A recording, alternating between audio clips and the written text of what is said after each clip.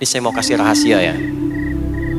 Tapi tolong jaga, ini antara kita saja di sini. Ya, rahasia. Ada waktu sebelum subuh. Cuman 15 sampai 20 menit kurang lebih. Ingat ya.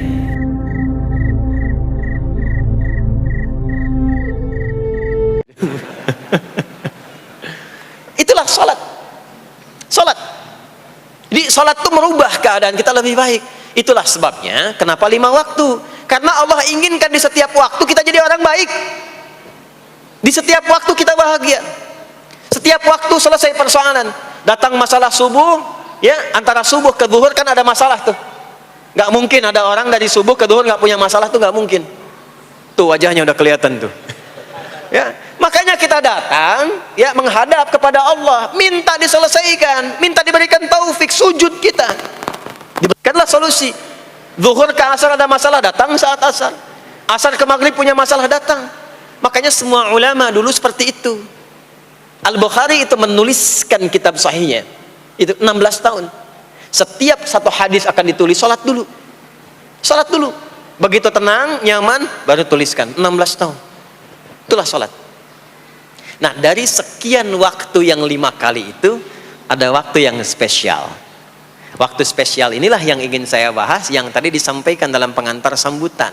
Jadi ini inti yang mau saya katakan. Ini barusan muqaddimah tuh. Barusan muqaddimah. Baik. Kan kita salat berapa kali sehari?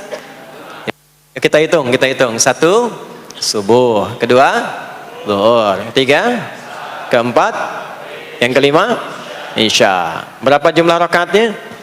17. Baik ya.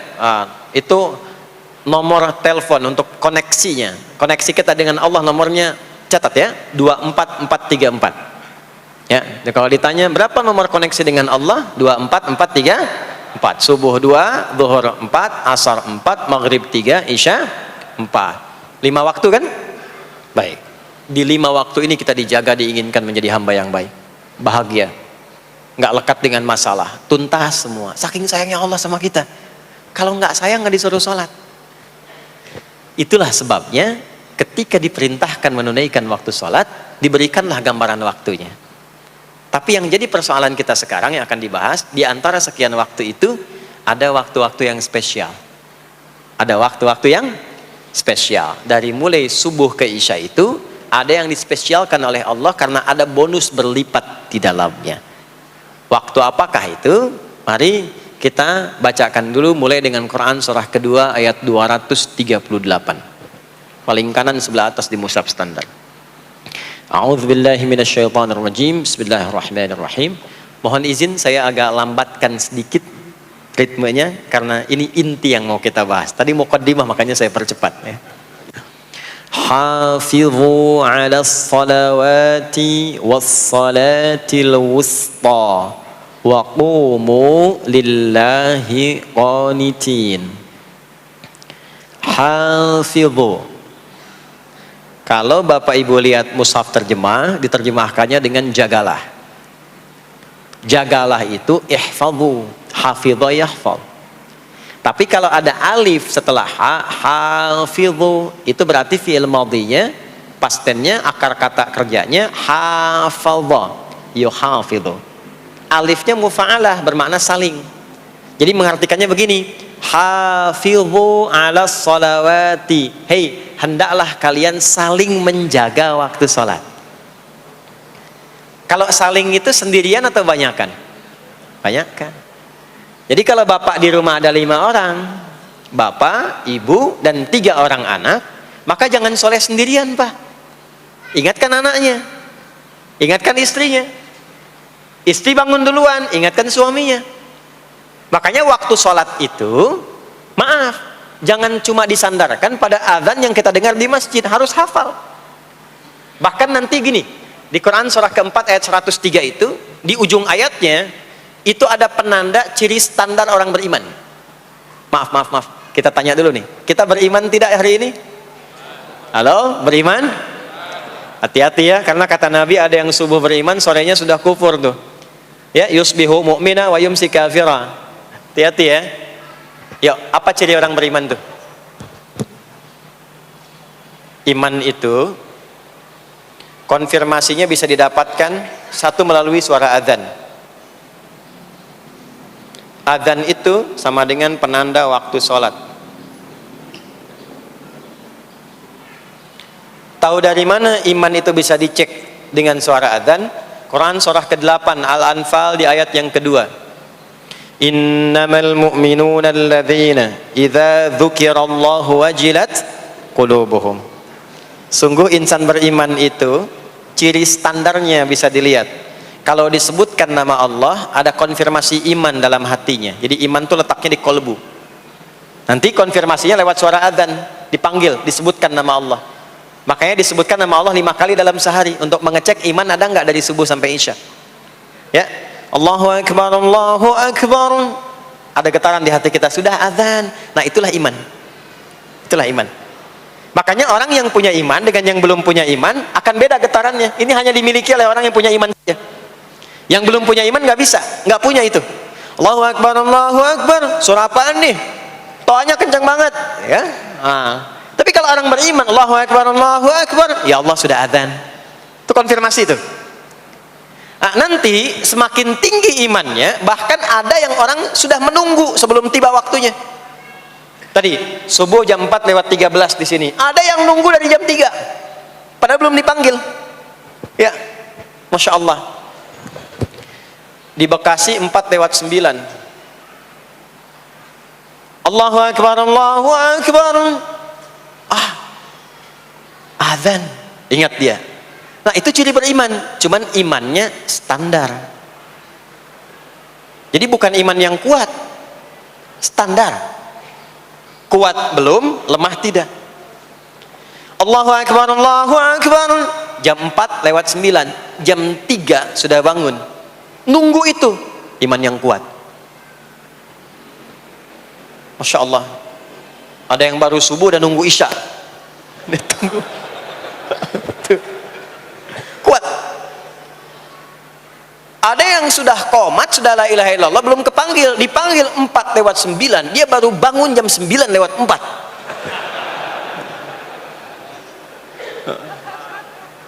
Tuh. Nah, ini iman lemah di bawah. Ciri standar karena dipanggil ingat, maka ciri standar orang beriman itu tahu waktu sholat. Harus tahu Pak, Bu. Itu standarnya. Itu ada di Quran surah keempat di akhir ayat 103. Innas salata kanat 'alal mu'minina kitaban mauquta. Kalau pakai terjemah balaghah itu bunyinya begini, sungguh orang beriman itu pasti tahu waktu sholat. Nah, jadi kalau ditanya jam berapa zuhur nanti belum bisa kita jawab dengan sempurna, itu artinya apa? Imannya belum naik itu ke level standar, belum menguat. Ya, ini poinnya. Nanti kapan waktu sholat itu tiba? Kalau ada yang belum ingat, jangan dibiarkan tidak ingat. Makanya kata Al-Quran, saling menjaga ya waktu sholat itu. Jangan sampai di keluargamu, ada temanmu, kolegamu, bahkan tetanggamu itu nggak tahu waktu sholat. Bahkan nggak sholat, itu bahaya. Kalau memang sayang sama anak, ingatkan. Sayang istri dengan suami, ingatkan. Tanda istri beriman yang cinta dengan suaminya, tanda pertamanya ketika mengingatkan suaminya pada semua hal yang disukai oleh Allah. Begitu sebaliknya. Maka kata Al-Quran, hafidhu, saling menjaga waktu sholat. Disebutkan di situ alas sholawat. Bentuknya begini. Tulisannya alif, lam, waw, alif, tak maftuha begini. Alas, begini tulisannya. Karena nanti ada yang begini, ada yang begini. As-sholat, ada yang begini. Biar saja, nggak usah. Ada yang begini, tak marbutah. Seperti Al-Baqarah ayat 3, alladzina yu'minuna bil ghaibi wa yuqimunas shalah. Begini tulisannya. Ada yang begini. As-salat pakai alif tak gini. Tapi di Al-Baqarah ayat 238 tulisannya begini. Alas salawati, taknya terbuka. Secara singkat begini, secara singkat. Kalau tulisannya begini, maka yang dimaksud salat fardu. Yang dimaksud salat apa? Salat fardu. Salat fardu itu ada berapa? 5 waktu. Maka kata Allah, hei, saling jaga ya. waktu sholat yang fardu itu yang 5 waktu. Di antara yang 5 itu ada yang spesial. Was-shalatil wusta, waktu yang pertengahan, tengah-tengah di antara 5 waktu itu. Yuk kita tuliskan dulu sebentar. Sholat ada sholat apa saja? Subuh, kemudian zuhur, kemudian asar, kemudian nggak cukup, ambil ke sini, maghrib, kemudian isya. Subuh, zuhur, asar, pindah sini, maghrib, isya. Lihat rumusnya. Jadi yang sholat pertengahan yang mana? Jangan lihat tulisannya itu, ya, karena subuh di tengah-tengah disebutnya subuh, ya. Sholat pertengahan yang mana? Asar apa subuh? Subuh apa asar? Apa dalilnya? Kita pakai dalil. Nah, sholat pertengahan itu disebutkan oleh Nabi itu ada 2. Ada subuh dan asar. Qala Rasulullah sallallahu alaihi wasallam yata'aqabuna fiikum malaikatul laili wa malaikatun nahari fi salatil asri wa fi salatil fajri. Berebut semua malaikat yang bertugas di siang dan malam, berebut membersamai kita. Kalau berebut itu artinya kalau ada yang berdoa diaminkan, kalau ada yang mohon ampun diistighfarkan oleh malaikat.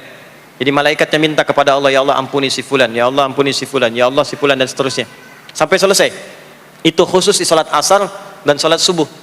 Sampai kemudian thumma yas'aduna ila sama', kemudian mereka para malaikat itu kembali bertugas masing-masing, lalu Allah mengonfirmasi kepada mereka untuk menunjukkan kebenaran tugas malaikat yang tidak bermaksiat. Allah Maha tahu tentang hambanya, Maha tahu. Tapi Allah ingin menunjukkan kepada kita apa yang benar dari lisan malaikat itu, yang nggak pernah berdusta. Ya, maka Allah bertanya kepada malaikat, bagaimana keadaan hambaku ketika engkau tinggalkan? Maka disampaikan oleh malaikat itu, ya Allah, aku meninggalkan hambamu si fulan, dia sedang menunaikan ibadah, dia sedang sholat kepadamu, dan khusyuk berdoa, dan seterusnya. Maka apa jawabannya? Saksikanlah, ketika malaikat menyampaikan sedang ibadah, maka turun bonus dari Allah untuk mengampuni dosa si hamba itu. Itulah manfaatnya waktu pertengahan. Waktunya disebutkan di hadis ini asar dan subuh. Antara asar dan subuh itu masih ada yang unggul, ada yang istimewa lagi. Apa yang istimewa? Antara asar dan subuh yang istimewa terletak di subuhnya. Jadi dari 5 waktu ini, yang pertengahan asar dan subuh, karena amal di bawah ditunjukkan untuk mendapatkan penilaian langsung dari Allah seketika dan memberikan jawaban dari apa yang kita inginkan, asar dan subuh. Tapi dibandingkan asar dengan subuh, bila keduanya dibandingkan, dua-duanya mulia. Maka subuh punya kemuliaan yang tidak dimiliki oleh asar. Ya, makanya nanti asar bisa bertemu dengan zuhur, masih ada jama, masih ada qasar. Maghrib ketemu isya, masih ada jama, ada qasar. Ya, tapi subuh nggak bisa di jama, nggak bisa di qasar. Ya. Makanya subuh letaknya jauh, ke isya jauh, ke zuhur jauh. Ya, saya mau jamaah, ya jama antara isya dengan subuh biar nanti bangunnya sekalian gitu, nggak bisa. Ya, maghrib masih bisa dijama dengan isya, isya di qasar dari 4 jadi 2. Maghrib gak bisa dikosor karena 3 gak mungkin jadi 1,5. Ya, zuhur udah 2, masa mau dikurangin lagi? Subuh udah 2, gak mungkin dikurangi lagi. Maka dari itu subuh menyendiri sendiri. Nah, ada apa kemuliaan di subuh itu? Maka turunlah Quran surah ke-17 ayat 78 yang tadi saya bacakan di awal. Aqimis salata liduluki syamsi ila ghasaqil lail. Sampai sini zuhur sampai isya. Dulu kisyamsi tergelincir matahari itu zuhur. Sampai ghasaqil lail tiba malam itu isya. Lalu ditutup ujungnya wa qur'anal fajr. Khusus untuk subuh itu ditambahkan selain sholat ada bahasa Quran di Quran sendiri. Khusus untuk subuh redaksinya ditambahkan dengan Quran. Apa itu Quran? Halo, apa itu Quran? Kalau tidak tahu cepat katakan wallahu a'lam. Apa itu Quran? Wallahu a'lam. Ada Quran, ada Al-Quran. Ada Quran, ada Al-Quran. Kalau yang disebut Al-Quran itu mutlak firman Allah. Dari mulai Al-Fatihah sampai An-Nas. Ini yang terdapat di dalam mushaf ini, di 2 jilid ini. Ya, itu Al-Quran. Kalau disebutkan Quran tanpa alif lam, maka yang dimaksudkan bacaan secara umum. Apakah itu Al-Quran, doa, istighfar, semua bacaan itu Quran. Kemuliaan sholat subuh itu dimulai sejak waktu fajar, matahari mulai keluar sinarnya untuk membelah gelapnya malam, itu sinarnya disebut dengan fajar. Nanti subuhnya saya terangkan di akhir. Sinarnya membelah kegelapan malam, fajar shadiq. Maka pada saat itu bukan hanya sholatnya yang punya keistimewaan seperti sholat asar tadi, tapi semua bacaannya langsung dijawab seketika oleh Allah Subhanahu wa taala, dipersaksikan oleh seluruh malaikat dan dijawab langsung oleh Allah Subhanahu wa taala. Jadi kalau Anda berdoa, maaf, doanya lebih cepat terkabul kalau dipanjatkan dengan cara yang benar dan khusyuk. Kalau Anda istighfar, langsung dijawab. Kalau kita baca Quran, pahala langsung dituliskan berlipat. Itulah kemuliaan waktu fajar. Jadi Allah sendiri yang menyampaikan, bukan cuma sholat yang penting, semua bacaannya itu langsung didengar, langsung direspon, langsung dipersaksikan. Karena itu ada anjuran bahkan dari Al-Quran, dan ini dikerjakan oleh semua sahabat, saking pentingnya sholat subuh itu, waktu fajar itu, bahkan mereka bangun dan menunggu sebelum tiba fajar. Maka disitulah muncul kemudian tahajud, maka muncullah kemudian istighfar sebelum waktu subuh. Ya, ada amalan, ini saya mau kasih rahasia ya. Tapi tolong jaga, ini antara kita saja di sini. Ya, rahasia. Ada waktu sebelum subuh. Cuman 15 sampai 20 menit kurang lebih. Ingat ya, kalau dikonversi sekitar 15 sampai 20 menit waktunya. Namanya waktu sahar. Sahar, jamaknya ashar. Jamak itu karena setiap hari oleh Allah dikasih itu. Sahar, jamaknya ashar. Rahasianya di mana? Bapak Ibu, ini waktu yang paling cepat untuk terkabulnya doa. Anda mau minta apa saja, hadisnya qudsi. Ibadi, kata Allah, hambaku, siapapun yang bermohon sekarang aku kabulkan, yang minta aku berikan. Wa man istaghfara li ghafartu lah. Siapa yang minta ampunan, istighfar, aku ampuni dia sekarang juga. Baik. Bapak Ibu begini, saya tanya nih, kalau ditawarkan minta apa saja diberi. Ya. Terus minta ampun juga diampuni. Pilih mana? Minta apa saja diberi, mau minta apa saja, atau mau minta ampunan istighfar? Pilih mana? Jujur aja, kalau ada proyek nilainya 100 miliar, ya, ada utang 1 miliar belum ditutup, terus suruh minta apa saja diberikan. Pilih mana? Minta 100 miliar, potensi dikabulkan, atau minta diampuni dosa? Pilih mana? Pilih salah satu, nggak usah dua-duanya. Oh, ada tawaran dikasih 100 miliar atau diampuni dosa, pilih mana? Ampuni dosa. Pelan banget ya. Kata ibu kalau bisa dua-duanya gitu. Coba, kalau ada rumus begini, Anda disuruh memilih apakah dunia dan seisinya atau memilih ampunan Allah, maka pilih ampunan Allah. Karena nanti ada rahasia yang kedua. Banyak rahasia ini. Ada rahasia istighfar. Istighfar itu kalau sudah menyatu dengan jiwa kita, sudah terbiasa maksudnya. Biasa istighfar, dan jadi karakter, jadi kebiasaan. Bukan hanya pasca sholat, di mobil istighfar, di kantor masuk istighfar, sudah kebawa, udah refleks itu. Faidah keutamaan untuk orang yang rajin istighfar itu ada 2. 1, diampuni dosanya oleh Allah, yang cirinya nanti akan dijaga dari maksiat. Ya, bukan maksum, karena maksum itu untuk para nabi. Untuk para nabi dan rasul. Manusia nggak ada yang maksum selain nabi dan rasul. Maksudnya apa? Diberikan petunjuk oleh Allah untuk menjaga diri. Sehingga ketika dosanya diampuni, dia nggak berbuat dosa itu lagi. Mata biasa melihat yang tidak baik. Tobat, diampuni dosa mata itu, cirinya adalah mata nggak senang lihat yang nggak baik lagi. Itu dosa mata diampuni, ciri tobat diterima. Maka istighfar itu menggugurkan dosa-dosa dan menjaga kita dari perbuatan salah. Yang kedua, orang yang sudah terbiasa beristighfar, itu doa cepat dikabulkan bahkan sebelum ia memintanya dan memohonkannya. Di sebelum melafazkannya, itu bisa terjadi Allah sudah mengabulkannya.